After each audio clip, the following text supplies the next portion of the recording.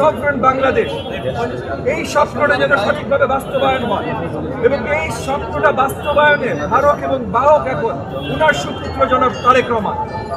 তো আমাদের সকলের দায়িত্ব কর্তব্য, যারাই জাতীয়তাবাদী চেতনা ধারণ করে, সকলের দায়িত্ব এবং কর্তব্য জনাব তারেক রহমানের সাথে ছায়ার মতো লেগে থাকা, উনাকে সকল সহযোগিতা করা, উনার পাশে থাকা, উনার হাত শক্তিশালী করা, যেন বেগম খালেদা জিয়ার স্বপ্ন সঠিকভাবে পূরণ হয়।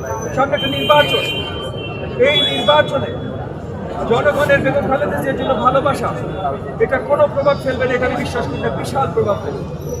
আমি মনে করি জনগণের তার জন্য যে ভালোবাসা, জনগণ বুক থেকে তার জন্য যে দোয়া করছে, সেটা আগামী নির্বাচনে প্রতিফলিত হবে।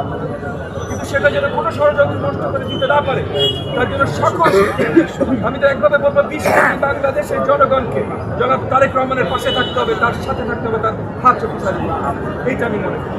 আর এখন রাষ্ট্রীয়ভাবে 3 দিনের শোক অ্যানাউন্স করা হয়েছে, আর আমরা দলীয়ভাবে 7 দিনের শোক আমরা অ্যানাউন্স করেছি।